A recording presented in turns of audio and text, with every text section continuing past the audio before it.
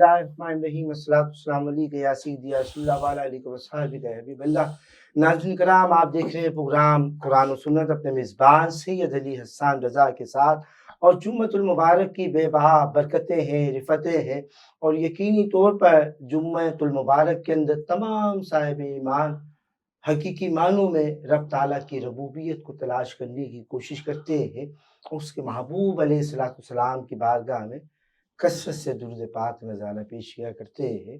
और आज हमारे इस प्रोग्राम के जिसका बाकायदा आगाज़ हो रहा है, और इस प्रोग्राम के अंदर जैसा कि मैंने आपकी समातों की नज़र किया था कि जय्यद उलमा कराम हमारी इस ट्रांसमिशन का हिस्सा होते हैं, और आपके मसाइल पर हम उनसे लेते हैं कुरान और सुन्नत के हवाले से जवाबात। और आज का जो हमारा मौजू है वो कुरान करीम फुरकान हमीद की अहमियत पर है, और इंशाअल्लाह इसी पर हम लोग गुफ्तगू करेंगे। और आज हमारी इस गुफ्तगू में शामिल हैं मुल्क व मिल्लत के मुमताज़ और मोहतरम शख्सियत कि जो दीन इस्लाम में पाकिस्तान की नुमाइंदगी करते हुए एक नुमाया नाम और मकाम रखते हैं। पाकिस्तान के मुख्तलिफ टीवी चैनल्स पर आप इनकी मुदल्लिल गुफ्तगू को समाअत किया करते हैं, चाहे इल्मियत पे गुफ्तगू हो या रूहानियत पर, आप मुदल्लिल गुफ्तगू फरमाया करते हैं। मेरी मुराद आलमी शोहरत याफ्ता हर दिल अजीज शख्सियत हज़रत अल्लामा मुफ्ती सैयद शहरियार दाऊद साहब हमारी बज़म में शामिल है। अस्सलाम वालेकुम। वालेकुम अस्सलाम व बहुत बहुत शुक्रिया शहरियार दाऊद साहब कि आपने हमारी इस ट्रांसमिशन के लिए वक्त अता फरमाया।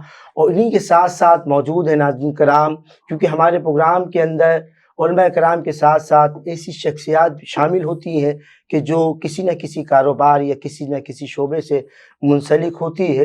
तो आज हमारे साथ मौजूद हैं हमारे मुल्क व मिल्लत की मुमताज़ और मोहतरम शख्सियत के जो कारोबार के हवाले से भी नुमाया मकाम रखते हैं, और अगर बात की जाए सहाफ़त की तो सहाफ़त में भी आपका एक नुमाया मकाम और नुमाया अहमियत है।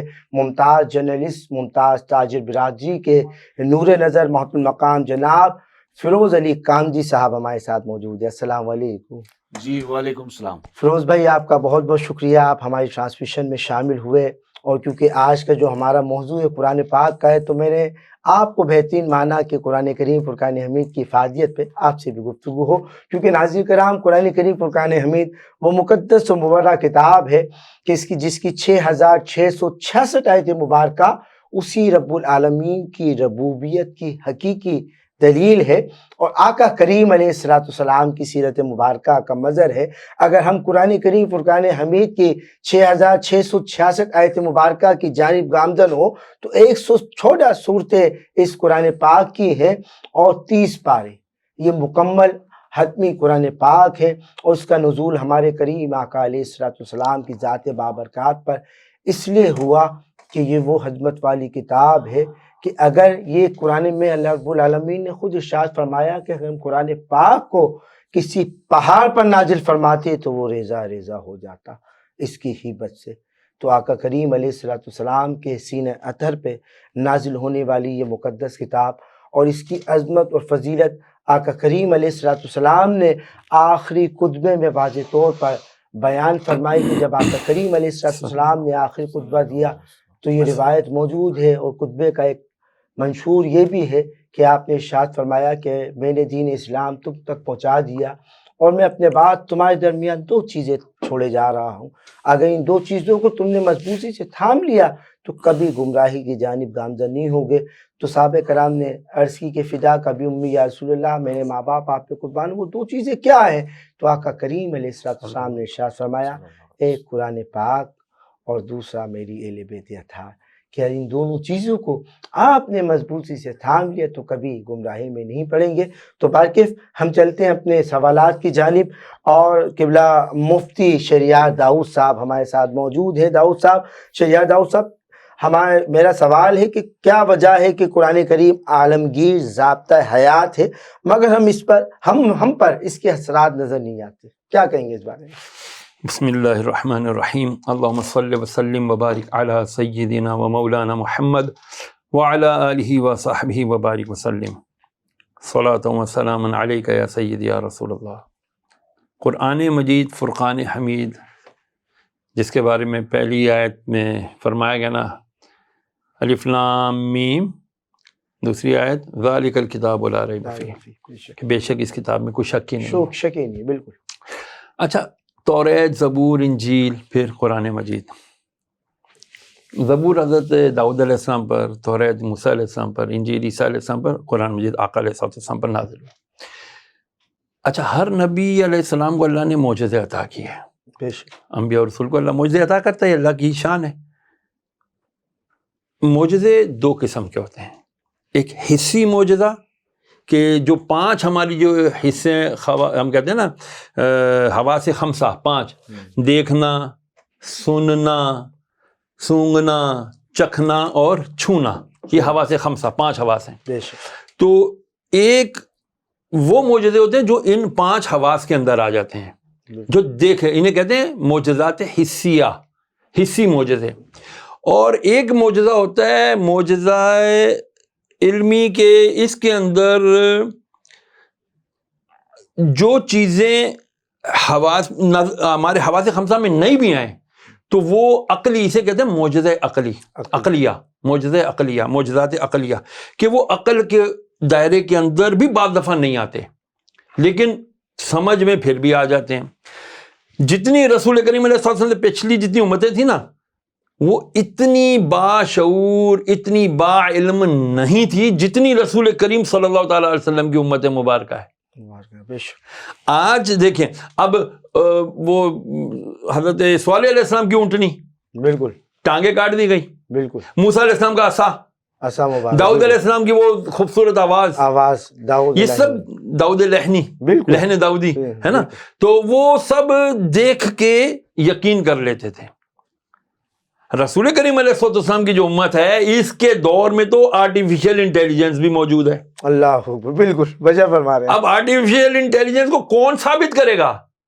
آرٹیفیشل انٹیلیجنس کو، روبوٹکس کو، جینیٹکس کو، اور پوری دنیا کی جتنی سائنس کی آپ ایجادات اٹھا کے دیکھ لیں، ڈھونڈیں گے تو قرآن مجید کے اندر آپ کو مل جائے گا۔ اس کا ماخذ، اس کی بنیاد، اس کی جو بیس ہے وہ آپ کو قرآن مجید میں مل جائے گی۔ بے شک، اس میں کوئی افلا ينظرون الابل کیف خلقت، اللہ فرما رہا قرآن میں، تم دیکھتے نہیں ہم نے اونٹ کو کیسا تخلیق کیا؟ پریشان ہو گئے، یہ اونٹ کو کیوں اللہ نے ایڈریس کیا ہے؟ اونٹ میں ایسی کیا خاصیت ہے؟ اونٹ میں ایسی کیا کوالٹی ہے؟ ایک خاتون ڈاکٹر آسٹریلیا کی، انہوں نے کہہ دیا کہ آئی امبریسڈ اسلام، میں نے اسلام قبول کیا 4 آیتوں پر۔ افلا ينظرون الى الابل كيف خلقت والى السماء كيف رفعت والى الجبال كيف نصبت والى الارض كيف سطحت۔ سبحان اللہ۔ میں نے اونٹ کو، تم نے دیکھا نہیں ہم نے اونٹ کو کیسے تخلیق کیا، اور تم نے دیکھا نہیں ہم نے آسمان کو کیسا اونچا کیا، نو پلر نو سپورٹ، اور تم نے دیکھا نہیں ہم نے پہاڑ کیسے کیلوں کی طرح ٹھونک دیے، اور تم نے نہیں دیکھا ہم نے زمین کو ہموار کر دیا۔ کہتی میں صرف اور صرف اونٹ کے اوپر اسٹڈی کرنے لگی، I found 4 very specific specialties in the camel. اس نے کتاب لکھ دی دی کیمل، اور مسلمان ہو گئی۔ اللہ ہوگا۔ ان میں سے چند باتیں عرض کرتا ہوں۔ وہ کہنے لگی جو اونٹ ہے وہ آنکھ بند کر کے بھی دیکھتا ہے، اللہ نے اس کو ایسی دی ہیں، وہ یوں گول گول مڑی ہوئی ہیں پلکیں ہیں۔ وہ ریت کا جب طوفان ہوتا ہے، چونکہ ریگستانی جانور ہے، تو جب ریت چلتی ہے نا، وہ اپنی پلکوں کو ایسے کرتے تو جال بن جاتا ہے، جال بن جاتا ہے، نیٹ بن جاتا ہے۔ آنکھیں بند ہے لیکن وہ دیکھ رہا ہوتا ہے، کیوں؟ مٹی اب اندر نہیں آ سکتی۔ اس کے بالوں کے اوپر جو اس کے جسم پہ جو بال ہیں، وہ ایسے اتنے اینگل پر ہیں کہ اس سورج کی ساری کرنیں ڈائریکٹ اس کی کھال پہ نہیں جائیں گی، اس کے بالوں پہ لگ کے ریفلیکٹ ہو جائیں گی، اس کی کھال جلنے سے محفوظ ہو جائے گی۔ اس کے اگلے گھٹنے باہر نکلتے ہیں، پچھلے گھٹنے پیچھے نکلتے ہیں۔ جب وہ بیٹھتا ہے وہ 1.5-2 فٹ زمین سے اس کا پیٹ اوپر ہوتا ہے، بالکل۔ وہ زمین، وہ جو تپتی ہوئی ریت ہے اس سے بچ جاتا ہے جلنے سے۔ اس کے پیروں کے نیچے ایسی نرمی ہے، جب وہ نرم ریت پہ قدم رکھتا ہے تو وہ دبتا نہیں ہے، اندر دھنستا نہیں ہے، بلکہ وہ اس کو تیرتے ہوئے، اسی لیے اس کو کہتے ہیں سمندری ریگستانی جہاز۔ کہنے کا مطلب یہ ہے کہ نبی کریم صلی اللہ تعالیٰ علیہ وآلہ وسلم کو جب قرآن مجید عطا کیا گیا تو اس وقت بہت فصیح اللسانی تھی عرب۔ یہ ابو جہل جو تھا، ابو جہل کی عربی کی وکیبلری اتنی کثیر تھی کہ وہ ایک لفظ ایک ہفتے کے بعد ریپیٹ کیا کرتا تھا، اتنے اس کے بعد الفاظ کا ذخیرہ تھا۔ تو جب قرآن مجید نازل ہوا، وہ کہنے لگا یہ کسی شاعر کی کتاب ہے جو محمد علیہ السلام ہمیں سنا رہے ہیں، شاعر کا کلام ہے۔ پھر جب قرآن مجید نازل ہوا، اللہ نے فرمایا یہ شعر نہیں ہے، یہ ہمارا کلام ہے. کلام ہے. اور پھر جب یہ کلام آتا گیا، آہستہ آہستہ نازل ہوتا گیا، تو دنیا پر آشکار ہوتی گئی کہ واقعی ایک اللہ وحدہ لا شریک ہے جس کا یہ کلام ہے. اور اللہ جب سورہ جن نازل ہوئی تھی اللہ تو جب فرمایا آقا علیہ السلام سورہ جن کی تلاوت فرما رہے تھے، جنوں کا قافلہ جا رہا تھا، نیچے آئے اور انہوں نے کہا یہ کلام کسی بشر کا کلام نہیں ہے، اللہ یہ کلام کسی انسان کا کلام نہیں ہے، یہ کلام ایسی ذات کا ہے جو مالک ہے، جو خالق ہے، وہی ایسی کلام کر سکتا ہے. تو اسی لیے ہم جو مسلمان ہیں، آج ہم پر کیا ہو رہا ہے؟ اب جو اثر آپ کہہ رہے ہیں نہیں آ رہا ہم پر، نہیں آ رہا سر. ارے جنات پر اثر آ رہا ہے، ہم پر کیوں نہیں آ رہا؟ رہا. ہم پر اس لیے نہیں آ رہا، ہم نے قرآن رکھ لیا ہے بیٹیوں کو ودا کرنے کے لیے. بالکل اس کے سر پہ کاش ہم بیٹیوں کے سر پہ اس طرح قرآن رکھنے کے بجائے یہ قرآن کچھ نہ کچھ اس کے دل میں اتار دیتے. دل میں اتارتے. بالکل. تو اس بچی کو پھر اس طرح قرآن کا سایہ کرنے کی ضرورت نہیں تھی، وہ قرآن کے مطابق زندگی گزار سکتی تھی. کاش کہ ہم قرآن مجید کو ہل ہل کے پڑھنے کے بجائے، میں نے 5 قرآن رمضان میں ختم کیے، میں نے 10 قرآن ختم کیے، ارے میں نے تو 6 روزہ بھی ختم کیے، کوئی فائدہ نہیں ہے. یعنی ذرا سوچئے شاہ صاحب کہ میں اگر کسی سے پوچھوں بھائی تم نے یہ کپ کیسے بنایا، تو بولے گا جی میں نے اس میں کلے لیا، میں نے اس کے اندر پالش لی، میں نے اس کے اندر بھٹی لی، میں نے یہ کیا وہ کیا. وہ اس کی پوری نالج دے گا. پورے عالم کائنات کا ضابط حیات قرآن ہے بے شک. لیکن اب عقل ہمیں، دنیا کا واحد مسلمان ایک قوم ہے کہ جو کہیں جس سے پوچھا جائے گا تم جو اپنی عبادت کرے ہو پڑھتے ہو، کیا پڑھتے ہو، اس کا مطلب بتاؤ، نہیں پتا. ترجمہ نہیں پڑھتے، تفسیر نہیں پڑھتے، علماء کی صحبت نہیں اختیار کرتے. بڑے فخر سے ہم سیلفیاں کھینچتے ہیں، فلانے جو ہے نا ہمارے کھلاڑی ہیں تو فلانے ہمارے ہیرو ہیں. ہمارے ہیرو تو ہمارے علماء ہیں بے شک، کہ جو ہمیں قرآن کی آیات پڑھ کے اس کا ترجمہ کر کے تفسیر کر کے ہماری زندگیوں کو آسان کرتے ہیں. کاش کہ ہم نے علماء کی صحبت اختیار کی ہوتی جو ہمیں بتاتے اور ہم اپنی زندگیوں کو قرآن کے علوم کے مطابق بسر کرنے کی کوشش کرتے. اور ناظرین حقیقت بات یہ ہے، اور علامہ صاحب نے بالکل واضح طور پر آپ کی سماعتوں کی نظر کیا کہ ہم پر اثر اس لیے نہیں ہو رہا کہ ہم نے قرآن پاک کو یا تو اپنے گھروں پہ سجا کے رکھ دیا ہے، یا تو کسی شادی بیاہ میں جب ہماری بہن بیٹیاں رخصت ہوتی ہیں تو ان کے سر پہ رکھ دیتے ہیں. اگر ہم قرآن پاک کو ترجمے کے ساتھ پڑھیں تو بہت سارے ہمارے روزمرہ کے جو مسائل ہیں ان کا ادراک ہو سکتا ہے. میں کامدی صاحب آپ کی جانب آؤں گا. ابھی ماشاءاللہ مفتی صاحب نے بڑی خوبصورت گفتگو کی. آپ بتائیں کہ قرآن پاک ہم سے زیادہ دوسرے لوگ اس سے استفادہ حاصل کر رہے ہیں، اس بارے میں آپ کیا کہیں گے؟ جی بالکل، میں آپ کی بات سے اتفاق کروں گا. قرآن پاک سے افضل کوئی کتاب دنیا میں ہے نہیں. بے شک. اور قرآن پاک کو فضیلت یوں حاصل ہے کہ ہمارے آقا صلی اللہ علیہ وسلم 2 جہاں کے مالک، ان پہ نازل ہوئی اور انہی پہ نازل ہو سکتی تھی. اس کے علاوہ اگر کہیں نازل ہوتی تو وہ چیز برداشت نہیں کر سکتی تھی. بے شک. دیکھیے قرآن کی فضیلت اگر میں بیان کروں تو یہ پروگرام بہت چھوٹا ہے. بالکل. زندگی بھی ہماری گزر جائے، ہم فضیلت پراپر بیان نہیں کر سکتے. بالکل. دیکھیے قرآن ایک در حقیقت ہے. اس میں انسان کو اگر انسانیت اپنی آسان کرنی ہے نا تو قرآن کا تلفظ، قرآن سمجھنے کی اس کو ضرورت ہے. بے شک. اس لیے قرآن ہر بیماری کا علاج ہے. بے شک. دیکھیے حکمت آئی، اس کے بعد سائنس آئی. سائنس 201 سال ہوا ہے آئی ہوئی، لیکن سائنس آج بھی ان بیماریوں کا علاج ڈھونڈ نہیں پائی جو قرآن کی آیتوں سے شفا ملتی ہے آج بھی. بے شک. میں نے بہت سارے ہاسپٹلس میں دیکھا کہ ڈاکٹرز جب بے بس ہو جاتے تو میں نے دیکھا ہے کہ سورہ رحمان کی تلاوت لگانے سے بے جان انسانوں میں جان آ جاتی ہے. ایز اے جرنلسٹ میں نے اس پہ فوکس کیا ہے. اچھا دیکھیے پوری دنیا میں یورپ گیا، امریکہ گیا، چائنا گیا، تو مسلمانوں سے زیادہ یہودی نصارہ جو کھلا مسلمانوں کا دشمن ہے، عیسائی، وہ مطالعہ کر رہے قرآن کا، اس کو سمجھ رہے. دیکھیے قرآن کو بیسک آپ نے گھروں میں سجانے کے لیے نہیں لایا. آپ بیسک وہ کتاب جو اتری ہے، نازل ہوئی ہے، سمجھنے کے لیے اتری ہے. بیسک آپ نے اس کو سمجھنا ہے. اگر آپ اس کو فالو کرتے ہو تو آپ کی زندگی میں آسانیاں پیدا ہو جاتی ہے. دیکھیے ہماری زندگی کو کوئی بھروسہ تھوڑی ہے، لیکن ہمیں اپنی زندگی میں قرآن کو سمجھنا ہمارے لیے فائدہ مند ہے، ہمارے لیے مفید ہے.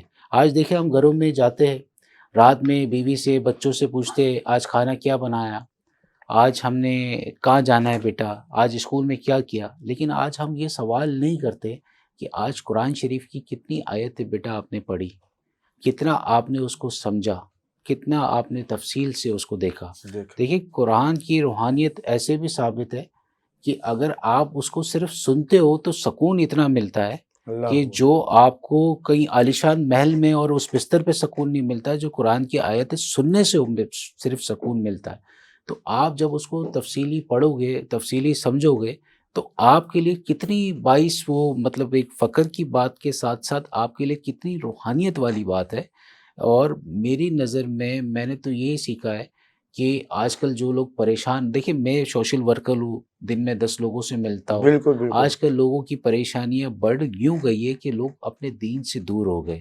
آج دیکھیں 1400 سال پہلے میرے نبی نے فرمایا کہ آپ بیٹھ کے پانی پیو. آج آپ کا سائنس بولتا ہے آپ بیٹھ کے پانی پیو، آپ کی ٹکنے مضبوط ہو گئے. 1400 سال پہلے میرے نبی نے فرما دیا کہ آپ بیٹھ کے یورین پاس کرو.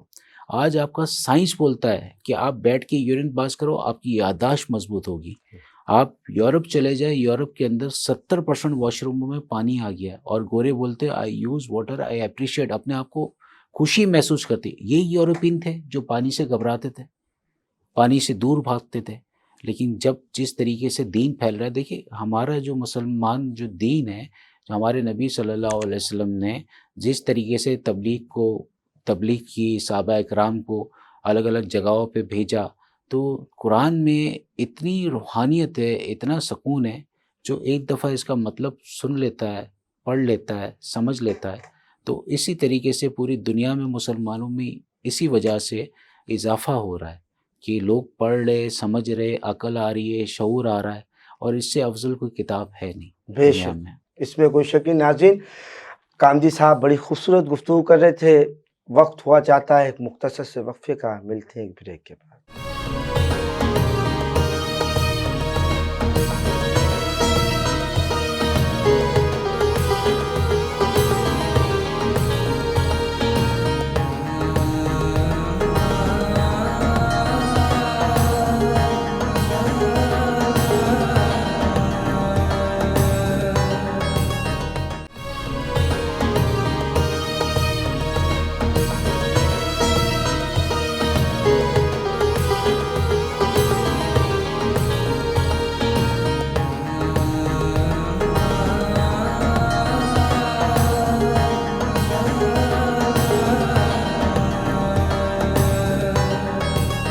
خوش آمدید ناظرین، آپ دیکھ رہے ہیں پروگرام قرآن و سنت اپنے میزبان سید علی حسان رضا کے ساتھ.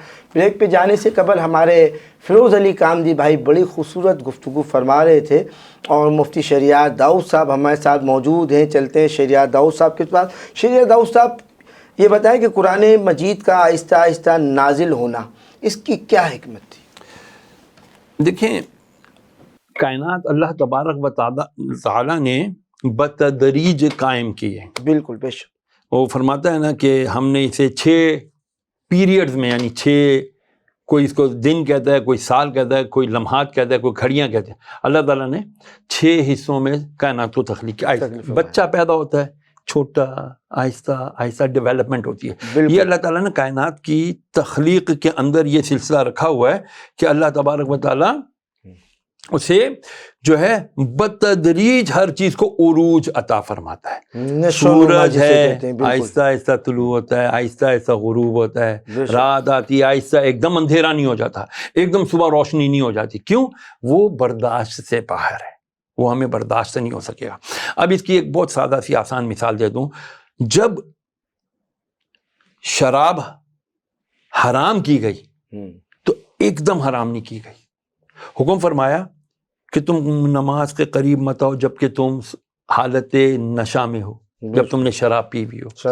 پتہ چلا کہ اس وقت مطلقاً حرام نہیں تھی شراب. یہ کہا تھا کہ جب نمازوں کے اوقات ہوا کرے نا تو اس وقت شراب نہ پیا کرو. جب لوگوں کو نماز کے اوقات میں شراب کا ہو گیا نا حساب کتاب کہ ہاں جی اب شراب جو ہے ہم نے یار تھوڑے تھوڑے پیریڈ کے بعد نماز آ جاتی ہے، چلو رات کو ہی پیا کریں گے. پھر رات کے جب نوافل کی رسول کریم علیہ السلام نے تہجد کی فضیلتیں بیان کرائی، بولا یار اب ہم شراب پیے ہوئے اور تہجد کا وقت آ جائے، اتنی فضیلت بڑھ. تو بتدریج جب دیکھا ہاں اب انہوں نے شراب کا پیریڈ بڑھ گیا ہے، گیپ بڑھ گیا اب ان کا، پھر اللہ تعالیٰ نے ایک دم نازل فرمایا ہاں بھائی اب شراب تم چھوڑ دو. نظر آ گیا اب یہ عربس، اب یہ لوگ شراب پینا ترک کر سکتے ہیں, ان کی عادت بن رہی ہے, اب یہ اس کو ایکسیپٹ کرنا شروع ہو گئے, ہاں یار اب اس کو چھوڑ دینا چاہیے, ام الخبائث ہے. تو پھر رسول کریم علیہ الصلوۃ والسلام نے کیا کیا, اللہ تعالیٰ نے آیت قرآنی نازل فرمائی کہ فرماتے صحابہ کرام کے مدینے میں جب صحابہ کرام نے سنا نا شراب حرام کر دی گئی ہے, تو سب نے مٹکے لا لا کے مدینے کی گلیوں میں توڑ دیے, اور شراب جب بہ رہی تھی تو یوں لگ رہا جیسے سیلاب آ گیا مدینے کی گلیوں میں شراب. تو اسی لیے یہ انسان کی فطرت کے اندر شامل ہے کہ وہ آہستہ آہستہ ایک چیز کو ایکسیپٹ کرتا ہے. اسی لیے قرآن مجید کے جو احکامات نازل وہ بتدریج آہستہ آہستہ نازل ہوئے تاکہ انسانیت اس کو ایکسیپٹ کرنے میں آسانی محسوس کرے. سبحان اللہ, ماشاء اللہ. اس کے علاوہ فیروز کامجی صاحب, آپ سے سوال, کیونکہ آپ کا تعلق ایک تاجر برادری سے ہے, تو آپ کی برادری کے اندر جو تاجر حضرات ہیں وہ قرآن کریم فرقان حمید کو کس اہمیت سے دیکھتے ہیں, بارے میں بتائیے تھوڑا سا. دیکھیے, سب کا دیکھنے کا انداز کچھ الگ الگ ہے, لیکن قرآن کی فضیلت اتنی بے شمار ہے, ہر بندہ میری نظر میں اس کی بہت اہمیت حاصل ہے. ہر بندہ قرآن کریم کی تلاوت جیسی دکان اوپن کرتا ہے, یا تو تلاوت لگاتا ہے یا تو مولانا صاحب آتے تلاوت کریم پڑھتے. کیوں کہ اگر تجارت میں قرآن کریم کی آیتیں اگر آپ اپنی دکان میں پڑھتے ہیں تو اس سے خیر اور برکت ہوتی ہے, اور ہونی بھی چاہیے. اس لیے دیکھیں, یہودی نصارہ نے جب آپ صلی اللہ علیہ وسلم پہ جادو کیا تھا تو یہ آیت نازل ہوئی تھی, قل اعوذ برب الفلق قل اعوذ برب الناس. یہ تو دیکھیے, میرا تو ایک ماننا ہے, میرا تو ایک عقیدہ ہے, میں روز رات کو سونے سے پہلے قل اللہ قل اعوذ برب الفلق قل اعوذ برب الناس پڑھ کے دم کر لیتا ہوں, اور صبح جب میں اپنی دکان پہ جاتا ہوں تو میں یہ آیت اپنے اوپر دم کر کے مجھے اتنا بیٹر فیل ہوتا ہے اور اتنا کانفیڈنس ہوتا ہے کہ یار میرے اوپر اب کوئی بلا نہیں آنی, کوئی آنچ نہیں آنی, کوئی مجھے تکلیف نہیں ہونی, اور مجھے کوئی پریشانی نہیں آنی.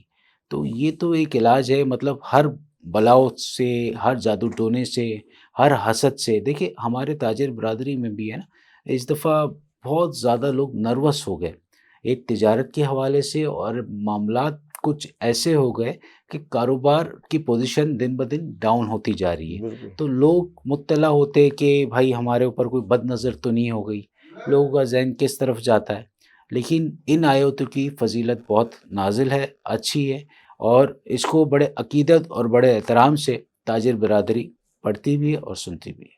سبحان اللہ. ناظرین, کیونکہ قرآن کریم فرقان حمید وہ سراپا معجزہ ہے جو ہمارے نبی اکرم صلی اللہ علیہ وسلم پہ نازل ہوا, تو تمام کتابوں کی سردار قرآن پاک ہے.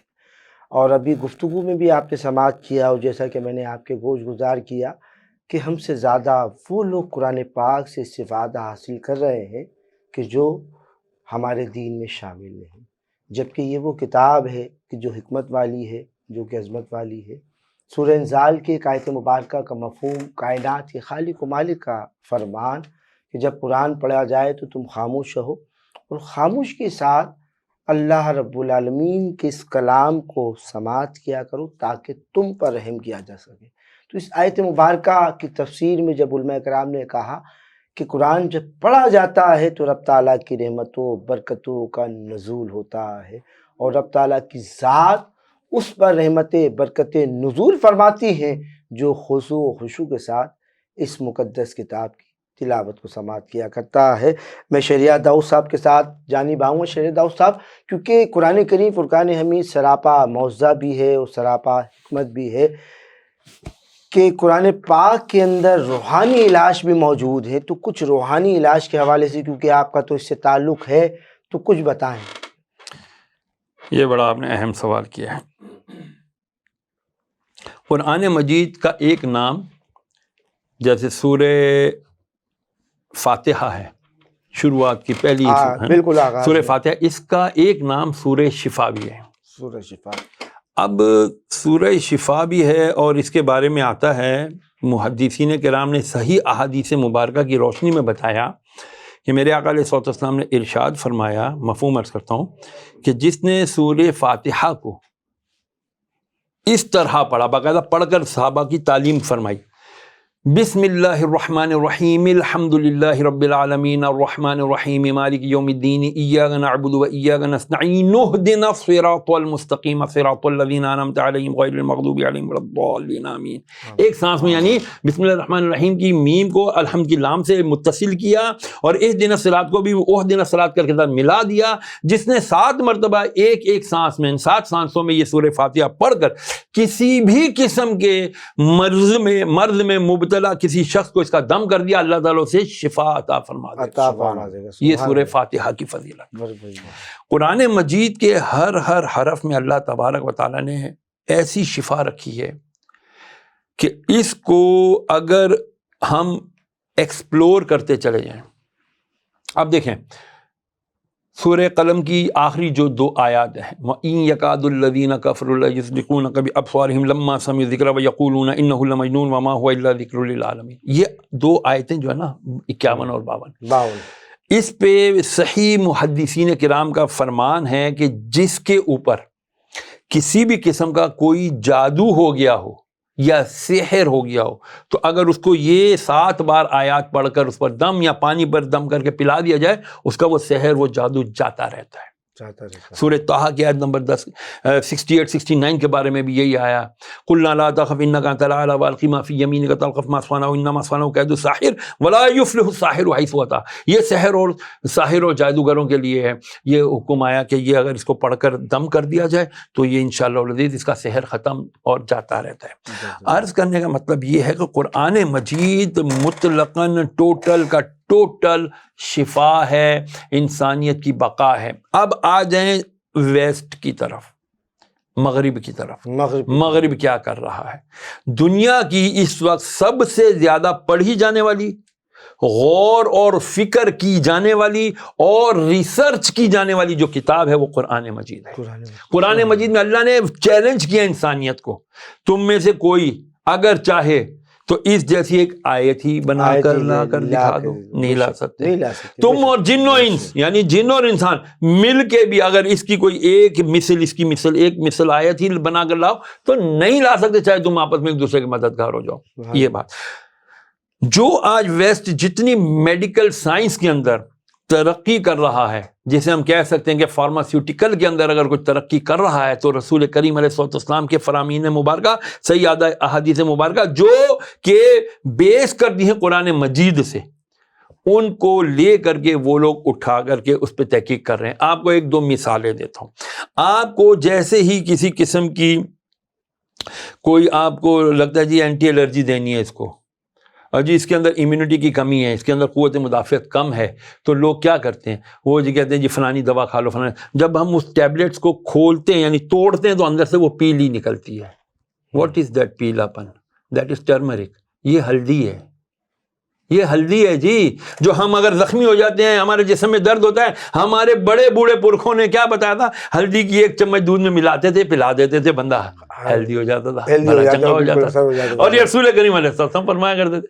پھر فرمایا کہ جو تمہارا یہ کالا سیڈ ہے جسے ہم کلونجی کہتے ہیں، فرمایا موت کے سوا ہر چیز میں اس میں شفا ہے.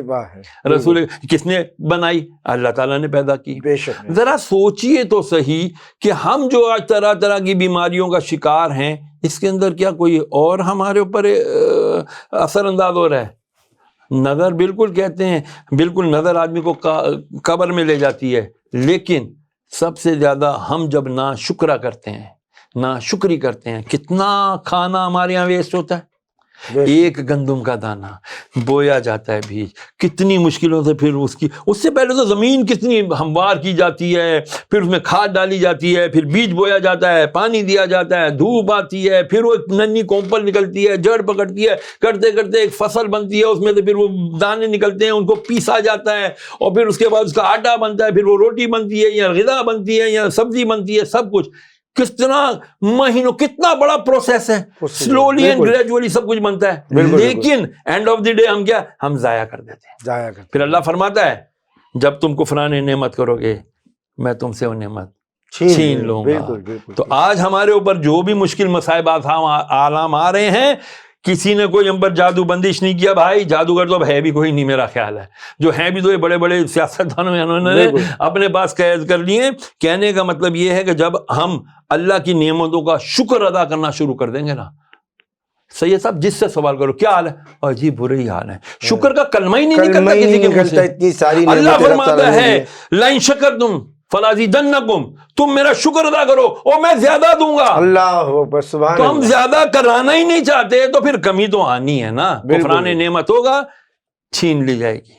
بالکل ناظرین, علامہ شریعت داؤد بالکل حقیقت بات کر رہے ہیں کہ ہمارے اندر جو کمیاں ہیں کہ ہم نے رب تعالیٰ نے اپنی نعمتوں کا ذکر کیا. عروس القرآن سورہ رحمان کے اندر موجود ہے کہ تم اپنے پروردگار کی کون کون سی نعمت کو جھٹلاؤ گے. یہ آیت ایک مرتبہ نہیں, اسی سورہ مبارکہ میں متعدد مقامات پہ رب تعالیٰ نے نعمتوں کا ذکر کیا اور ارشاد فرمایا کہ تم میری کون کون سی نعمت کو جھٹلاؤ گے. تو اللہ رب العالمین نے اس کائنات کو جو تخلیق فرمایا وہ اپنے محبوب علیہ السلام کے لیے تخلیق فرمایا ہے. اور ہم اور آپ اگر مبعوث کیے گئے ہیں اس کائنات میں تو یہ آقا کریم علیہ السلام کے ذکر کا, ان کی ذات کا صدقہ ہے کہ رب تعالیٰ نے ہمیں بنایا. اب میں مفتی صاحب آپ سے اور کامدی صاحب آپ سے سوال یہ کرنا چاہوں گا, پچھلے دنوں سوشل میڈیا پہ قرآن کریم فرقان حمید کے حوالے سے ایک علامہ صاحب نے گفتگو کی اور توئی نامے کلمات کہے, یہاں تک کہ آقا کریم علیہ السلام کی امیت پہ انہوں نے شک و شبہات کا اظہار کیا. اس بارے میں کیا کہنا کہیں؟ دیکھیے بات پتہ ہی کیا ہے ساری کہ ہمارے آقا صلی اللہ علیہ وسلم کی جو فضیلت ہے اور جو ان کا مقام ہے, تو خاص طور پہ دیکھیے میں تو ایک ناچیز ہوں, علماء اکرام میں نہیں ہوں, نہ کوئی میں مفتی ہوں, لیکن اتنا عقیدے سے جب ان کا نام کی فضیلت آتی ہے, نام لیا جاتا ہے, تو میں درود و سلام فوراً پڑھتا ہوں. تو ایک اگر کوئی مفتی یا عالم دین یا علماء اکرام میں سے کوئی ایسی گستاخی کرتا ہے کہ ان کا تو مطلب بات ساری یہ کہ دن ہو رات ہو صبح ہو شام ہو, انہوں نے تو بیان کرنا ہے, مطلب اسی ٹاپک کو لے کے آگے چل رہے ہوتے. اب جیسے میں بات کروں گا, میں کاروباری آدمی ہوں, بزنس مین آدمی ہوں, میرے 10 کام ہوتے ہیں, 10 چیزیں ہوتی ہیں, تو میں اس طریقے سے بیان نہیں کر سکتا جس طریقے سے وہ, ان کی ڈیوٹی زیادہ ہوتی ہے. لیکن ان کو ایسے الفاظ استعمال کرنے سے پہلے 10 دفعہ سوچنا چاہیے. اور ایسے الفاظ مطلب انہوں نے تو استعمال کر دیے, لیکن ہمارے دلوں پہ کیا بیتتی ہے, مومنوں کے دلوں پہ کیا بیتتی ہے, اور اس کے بعد مطلب پوری دنیا میں کیا میسج جا رہا ہوتا ہے. دیکھیے آپ کے دشمن 100 ہے, میں تو بولتا ہوں 100 نہیں, بہت زیادہ ہے. اسلام دین اسلام جس طریقے سے پھیل رہا ہے, جس طریقے سے اس کی مقبولیت پوری دنیا میں واضح طور پہ آ رہی ہے, مسلمانوں میں اضافہ بھی ہوتا جا رہا ہے, تو اس لیے بہت زیادہ لوگ خلاف ہے. لیکن اگر کوئی مفتی, کوئی عالم دین یا کوئی علماء اکرام اس طرح کی گستاخی کرتا ہے تو پوری دنیا میں میسج ایک اچھا نہیں جاتا. بالکل تو یہ ہاں, تو بڑا اعتماد, بڑے خلوص, بڑے اخلاص سے ہمارے نبی کی سیرت بیان کرنی چاہیے اور ذکر و ثنا کرنی چاہیے. بالکل بالکل. جی شریعت داؤد صاحب, دیکھیں وہ جواب آپ سے چاہیے. وہ جو بھی عالم صاحب ہیں, مفتی صاحب ہیں سو کالڈ, جب تک وہ پاکستان میں رہنا, میں نے ہمیشہ سنا کہ وہ 4 شادیاں اور اوے کتنی ہیں تیری, اور مذاق مستی, ممبر پہ بیٹھ کے لڑکوں بالکوں والی, لونڈے لپاڑوں والی حرکتیں ممبر پہ بیٹھ کے ہوتی رہی, ان سے سرزد ہوتی رہی ہیں. لیکن کیا وجہ ہے کہ جیسے ہی وہ کینیڈا گئے ہیں یا جس بھی ملک میں گئے ہیں, وہاں جا کر انہوں نے یہ رسول کریم علیہ السلام کی شان میں گستاخی والا لفظ بیان کرنا شروع کر دیا. جب تک پاکستان میں تھے مجھے کوئی بتا نہیں سکتا, ثابت نہیں کر سکتا, میرا خیال ہے, ہو تو میرے علم میں نہیں ہے تو مجھے بتائے کہ کیا کبھی انہوں نے پاکستان میں ممبر پہ بیٹھ کر اس قسم کا کبھی انہوں نے بیان کیا. مجھے تو نہیں نظر آتا. کیوں نہیں کیا؟ کیونکہ ان کو یہاں ضرورت ہی نہیں تھی. سب کو پتہ وہ ایک خاص مسلک سے تعلق رکھتے ہیں, ان کو اپنا مسلک مبارک, ہمیں اپنا مسلک مبارک. لیکن وہاں جا کر یہ انہوں نے کیوں کیا, میری تو ایک الگ طرف سوچ جاتی ہے. ہم بدقسمتی سے ایک ہمارے مسلمانوں میں ایک طبقہ وہ ہے جو یہود و نصارہ کو خوش کرنے کے لیے ہر حد کراس کر جاتے ہیں, صرف ایک مقصد کے پیچھے کہ یار ہم اسلام اور نبی پاک صلی اللہ علیہ وسلم کے خلاف کچھ ایسی بات کر دیں کہ ہمیں وہاں کی نیشنلٹی مل جائے, ہمیں وہاں کا اسائلم مل جائے, اور جی پاکستان میں تو میرے خلاف قتل کا فتویٰ نکل گیا ہے, میری جان کو خطرہ ہے, خدا کے لیے مجھے تم اپنا سٹیزن بنا لو. اور وہ یہود نصارہ تو تیار بیٹھے کہ ہاں اس نے رسول کے خلاف توہین آمیز کلمات کہے، یہ تو ساری جان ہے، اس کو ہم جب پھر ڈالتے ہیں، وہ لوگ پھر ایسے لوگوں کو اپنے پاس ویلکم کرتے ہیں۔ سیکنڈ، اجی میرے سے غلطی ہو گئی، مجھے معاف کر دیا جائے، جبکہ یہی صاحب کہتے ہیں کہ اگر اس طرح جو توہین رسالت کرتا رہے اور بعد میں معافیاں مانگتا رہے گا تو پھر اس کی معافی نہیں مانی جائے گی، کیونکہ اس طرح تو پھر کفار بھی کرتے رہیں گے، روز کہیں گے جی ہم نے تو غلطی ہو گئی ہے جی، ہم سے ہمیں معاف کر دیا جائے۔ اسی بات پر جب وہ معافی مانگیں گے اور اگر ان کو معاف کر دیا جائے گا تو پھر پاکستان کے آئین کے اندر جو ختم رسالت، ختم نبوت کا جو آئین کے اندر تذکرہ کیا گیا ہے، جس کے اوپر قادیانیت کے کفر اور اسلام سے خارج قرار دیا گیا ہے، اس طرح تو پھر قادیانی بولے گا جی ہمارے غلام قادیانی سے غلطی ہو گئی تھی، ہم اس کی طرف سے معافی مانگ رہے ہیں، 295A 295B 295C ختم کر دو اور 298A بھی ختم کر دو، جو توہین صحابہ، توہین قرآن، توہین رسالت اور ایک اور توہین، یہ ان توہینوں کے پھر آپ سمپل، اس کا مطلب ہے کہ آپ ایک ایجنڈے پہ کام کر رہے ہیں، ایک ایسے ایجنڈے پہ کام کر رہے ہیں کہ جس کے اوپر آپ کو پیچھے سے فنڈنگ ہو رہی ہے، آپ کو پیچھے سے سپورٹ مل رہی ہے، آپ کو پیچھے سے اس ملک کا شہریت مل رہی ہے، وہاں کا وہ جو کہ پاسپورٹ مل رہا ہے، اور آپ کو کہا جا رہا ہے چلو جی ٹھیک ہے اب تم پاکستان جاؤ، تم ہمارے شہری ہو گئے ہو، ہم وہاں جا کر کے پاکستانی گورنمنٹ کو بھائی یہ ابھی کینیڈین شہری ہے، یہ امریکن شہری ہے، یہ ہمارا ہے، اس کے اوپر کسی قسم کا کوئی آنچ نہیں آنی چاہیے۔ یہی تو ہوتا ہے۔ میرے ایک دوست ہیں، وہ امریکن سٹیزن شپ ہولڈر بھی ہیں، یہاں ان کی صدر میں کوئی پراپرٹی کے اوپر کچھ لوگوں نے قبضہ کرنے کی کوشش کی، اس نے فوراً امریکن امبیسی فون کر دیا، امریکن امبیسی سے تھانے کو فون آ گیا، تھانے سے اسی وقت گاڑیاں آ گئی، موبائل میں، اور جی ہمارا سٹیزن ہے، یہ اس کی دکان خالی کراؤ، کس نے قبضہ کیا؟ یعنی پاکستان کے اندر رہنے والا، پاکستانی میں پیدا ہونے والا، لیکن چونکہ وہ امریکہ کا شہری ہو چکا ہے، اور امریکہ نے اس کو کہا تم نے وہاں پر ہمارے ہاتھ پر، وہاں یہ لوگ اوتھ لیتے ہیں۔ یہاں میں ایک بہت بڑا مسئلہ بھی کلیئر کر دینا چاہتا ہوں آپ کے پروگرام کی توسط سے، جب بھی ہم کسی دوسرے ملک جاتے ہیں وہاں جا کر کے ایک اوتھ لیا جاتا ہے، یعنی ایک حلف اٹھایا جاتا ہے کہ جی میں یہاں کے تمام قوانین کی دل سے اور زبان سے پاسداری کروں گا۔ وہاں تو کفر کا نظام ہے، وہاں تو سود کا نظام ہے، آپ نے حلف اٹھایا کہ جی تمہارے سود کے نظام کو بھی میں صحیح کہوں گا، تو تم نے تو اللہ سے بغاوت کر دی، تم کہاں کے مسلمان رہ گئے؟ تو جو لوگ دوسرے ملکوں کی سٹیزن شپ لیتے ہیں، ایسے کفار کی وہ جو کہتے ہیں کفرستان کی، تو پھر وہ اپنے ایمان کی خیر منائیں۔ تو مجھے تو یہی سمجھ میں آتا ہے کہ مولانا صاحب نے جو ہے نا، یا تو وہاں کی سٹیزن شپ لینے کے لیے یہ کٹا کھولا ہے، یا پھر ان کے مذموم مقاصد کو پورا کرنے کے لیے، اور ہمارے ختم نبوت کا جو آئین ہے، جس کے تحت جو ہمارا قانون ہے، اس کو سبوتاج کرنے کی ناکام کوشش کی۔ بالکل بالکل۔ ناظرین ایک چھوٹا سا وقفہ ہے، ملتے ہیں ایک چھوٹے سے وقفے کے بعد۔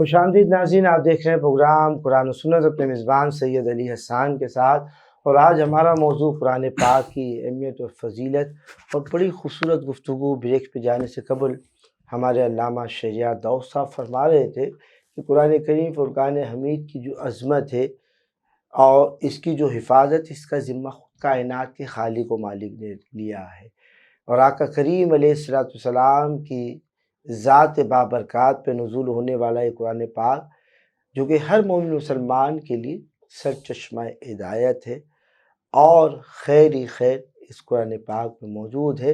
کامجی بھائی آپ کی جانب آؤں گا، کیونکہ ہمارے پروگرام بڑا وقت محدود ہے اور ہم لوگ پروگرام کے عروج یعنی اختتام کی جانب بھی گامزن ہو رہے ہیں۔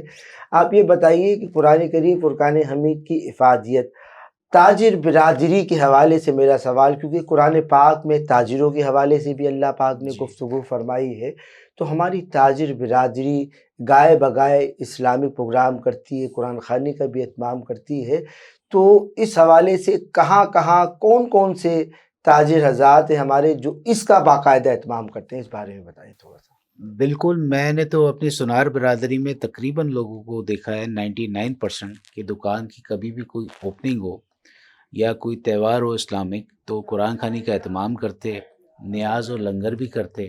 کہ ایک سلسلہ یہ چلا آ رہا ہے بابا اجداد سے ہمارے نا، تو اس کو میں بھی فالو کر رہا ہوں۔ جس طریقے سے میرے دادا کوئی بھی چیز لیتے تھے، کاروبار میں اوپننگ کرتے تھے تو قرآن خوانی کا اہتمام ہوتا تھا۔ اب میں پیشے سے بلڈر بھی ہوں نا، تو جیسے ہی ہماری بنیاد کہیں پہ بھی ڈلتی ہے، پلرز ڈلتے ہیں، تو ایک کانسیپٹ ہے اور اس کو فالو کر رہے ہیں ہم لوگ کہ دیگ بنائی جاتی ہے، 2 رکعت شکرانے کے ادا کیے جاتے ہیں۔ اور دیکھیں قرآن خوانی مطلب کچھ ملے نہ ملے سکون ضرور ملتا ہے، سکون ملتا ہے، بالکل۔ اور اس کی فضیلت اتنی بڑی ہے، روحانیت اتنی بڑی ہے کہ آپ کے کاروبار میں آٹومیٹک برکتیں نازل ہو جاتی ہے، شیطان آپ سے 100 قدم دور ہو جاتا ہے۔ اور اس میں ایک آیت ہے فبی اعلیٰ تو ربکما تو تکذبان، عروس القرآن، اس کا تو میں نے خود اپنا فزیکل مطلب میں نے اس کو دیکھا بھی ہے لوگوں کو کرتے ہوئے، اور آج ان کا مقام بھی میں نے دیکھا ہے۔ اور وہی فضیلت آج جو جس بلندی پہ میں ہوں تو آج مجھے اسی آیت کی فضیلت لگتی ہے۔ مطلب میرا ایک کانفیڈینس ہے، میرا دل بولتا ہے، میرا دماغ بولتا ہے کہ میں ڈیلی صبح اپنی دکان ہو، آفس ہو، کارخانہ ہو، میں نے تلاوت لگاتا ہوں۔ اور میں نے یہ دیکھا ہے کہ اللہ رب العزت نے میرے رزق میں، میرے کاروبار میں اور میری پراپرٹی میں اضافہ اسی آیت کی فضیلت سے ہوا ہے۔ سبحان اللہ، سبحان اللہ، سبحان اللہ۔ شریعہ داؤد صاحب، کیونکہ ابھی آپ نے ماشاءاللہ، کیونکہ شریعہ داؤد صاحب کا ایک خاصہ یہ ہے کہ الحمدللہ یہ روحانی علاج بھی قرآن و سنت کے مطابق کیا کرتے ہیں، اور مختلف پروگرامات مختلف چینل پہ اسی موضوع پہ بھی آپ کرتے رہے ہیں۔ ہمارے ملک سمیت کم و بیش عالمی صحت بتاتی ہے کہ 118 ممالک ایسے ہیں کہ جس میں ایک وائرس جسے چکن گونیا کہا جاتا ہے اور ڈینگی وہ کثرت سے ہو گیا۔ تو اس حوالے سے مفتی صاحب کوئی وظیفہ موجود ہے؟ کیونکہ ناگہانی بیماریاں اور آفات اور بلیات آنا ہے، خود قرآن کریم فرقان حمید میں اللہ پاک نے ارشاد فرمایا ہے۔ تو یہ ناگہانی آفت ہے جس میں پاکستان سمیت بہت سارے ممالک کے لوگ مبتلا ہیں، اس حوالے سے کوئی قرآن کریم فرقان حمید کا وظیفہ بتائیے۔ دیکھیں جی، قرآن مجید فرقان حمید میں جو ہم آیت الکرسی جسے ہم کہتے ہیں، بالکل، اگر یہ اور جیسے میں نے عرض کیا سورہ فاتحہ بالکل 7 بار اور سورہ فلق اور سورہ ناس، یہ پڑھ کے پانی پہ دم کر کے پلایا جائے تو بہترین آرام آ جاتا ہے۔ اصل چیز ہوتی ہے سر جی یقین، یقین کامل۔ رومی نے بڑی پیاری بات کی تھی رحمۃ اللہ تعالیٰ علیہ۔ ان کے پاس نا ایک دیہاتی آیا ہے، ایک کہتے ہیں کہ انہوں نے حکایت لکھی ہے، کہتے ہیں کہ ایک مسجد کے مولوی صاحب تھے، خطیب صاحب، بڑی فضیلتیں بیان کرتے رہتے تھے۔ تو ان کے پاس ایک وہ آیا چرواہا، وہ کہتا ہے جی مولوی صاحب میری بکریوں کا میں ریوڑ لے کے جاتا ہوں دریا پار، تو لانچ والا ہے نا کشتی والا، 2 آنے لیتا ہے، 2 آنے جانے کے 2 آنے آنے کے، میرے کو بڑا بھاری پڑتا ہے روزانہ یہ 4 آنے نا، تو آپ کوئی وظیفہ بتا دو یار یہ میں کشتی کی محتاجی سے بچ جاؤں۔ مولوی صاحب کہتے ہیں یار میں اب اس کو کیا جواب دوں، ان پڑھ بیچارہ چرواہا ہے، اور یار تو بسم اللہ الرحمن الرحیم پڑھ کے نا خود بھی دریا پہ چلا کر اپنی بکریاں بھی ڈال دیا کر، دیکھ پار ہو جائیں گی۔ کیا بات، اس نے کہا جی بہت شکریہ جی۔ دوسرے دن صبح اٹھا ہے، بسم اللہ الرحمن الرحیم پڑھا، قدم بڑھاتا ہوا دریا پر چلتا ہوا یہ پار ادھر چلا گیا، پیچھے بکریاں بھی آتی چلی گئیں، ادھر سے واپسی پہ شام کو پھر اپنی بکریاں، اب تو اس کے 4 آنے بچ گئے، بچوں کو اچھی روٹی ملنے لگ گئی، ماشاءاللہ، بڑا خوش ہوا یار۔ ایک دن واپس آ رہا تھا، دیکھا دریا پار نا وہ مولوی صاحب بھی کھڑے ہیں، اب دیکھ رہے ہیں وہاں شام ہوتے ہی نا آپ کو پتا کشتیاں لوگ الٹی کر دیتے ہیں کہ شام کو دریا تیز ہو جاتا ہے تو وہ کشتیاں نہیں چلاتے۔ اب مولوی صاحب پریشان، صاحب کہہ رہے یار کس طرح روڈ پار یہ دریا کیسے پار کروں، اتنے میں پیچھے وہ چرواہا آ رہا ہے، ارے مولوی صاحب السلام علیکم، وہ کہتا ہے یار وعلیکم السلام، تو اتنی بکریاں لے کے کیسے ادھر جائے گا بھائی، شام ہو گئی کشتی تو کوئی ہے نہیں۔ کہنے لگا ارے مولوی صاحب بھول گئے، میں نے آپ سے ایک وظیفہ پوچھا تھا، آپ نے مجھے کہا تھا بسم اللہ پڑھ کے دریا پہ خود بھی آ جائے گا، بکریوں کو بلاؤں، میں تو روزانہ اپنی بکریاں بسم اللہ پڑھ کے لے جاتا ہوں، خود بھی آتا ہوں جاتا ہوں۔ بولا اچھا، बोला चलिए पढ़िए आप भी बिस्मिल्लाहिर्रहमानिर्रहीम। उसने भी बिस्मिल्लाहिर्रहमानिर्रहीम पढ़ा, जहाँ जहाँ तक था दरिया में जमीन थी वो चलते रहे, बीच दरिया पहुंचे तो मौलवी साहब अंदर, ओ बचाओ बचाओ बचाओ। वो चरवाहा वापस मुड़ा आया, कहता अरे मौलवी साहब क्या हुआ? वो उसको पकड़ के मौलवी साहब कंधे पे डाला, बाहर लेकर आ गया। कहता मौलवी साहब क्या हुआ यार? मैं भी बिस्मिल्लाह पढ़ रहा हूँ, आप भी बिस्मिल्लाह पढ़ रहे हैं। कहा यार तू साहिब यकीन है, अल्लाह अकबर, बात ही तुझे अल्लाह के बिस्मिल्लाह पे यकीन था, तूने यकीन कर लिया, तूने है बाएं शाएं जैसे अक्लमंद होशियार होते हैं ना, डेढ़ होशियार। अबे यार कह दो रहे, लेकिन अल्लाह ने दुनिया को आलम असबाब भी भाई यकीन करना है तो करना है। अब मैं आपको हदीस सुना दूं मेरे नबी अलैहिस्सलाम, तिरमिज़ी शरीफ में और इब्न हब्बान में भी, मुस्तदरक में भी और जामे तिरमिज़ी में भी है, अबू दाऊद शरीफ में भी, तीनों में है। मेरे आका अलैहि सल्लम फरमाया अगर किसी की मौत नहीं आई, बंदा बिस्तर पर पड़ा है, वक्त नज़ा पे है, हाँ, तो उस पर 7 मरतबा हाथ रख के ये दुआ पढ़ो, अस्अलुल्लाहल अज़ीम रब्बल अर्शिल अज़ीम अन यशफियक। ये मैं आपको दे रहा हूं, आप चलवाइएगा प्रोग्राम में।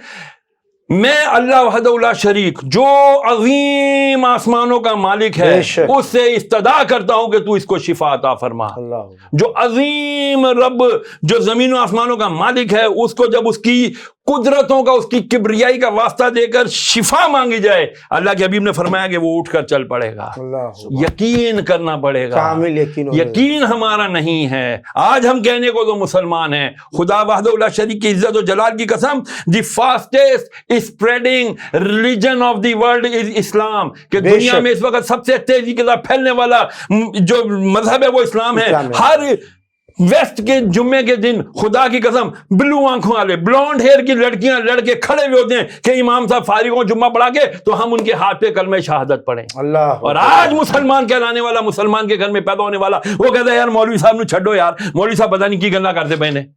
जब आपका अपने उलमाए कराम से यकीन और एतमाद खत्म कर दिया गया, जो प्लानिंग से हुआ है, आज हमें नफरत है तो मौलवी से, आज हमें नफरत है तो उलमा से, और जी ये यूं करते हैं तो तू करते हैं। खुदा के लिए अल्लाह ने फरमा दिया है ये नाइबीन है मेरे, अल्लाह के हबीब ने फरमा दिया मेरे नाइबीन हैं, तो इनकी इज्जत करो, उलमा की सोबत इख्तियार करें, इंशाअल्लाह अज़ीज़ ज़रूर इनसे फैज़ हासिल होगा।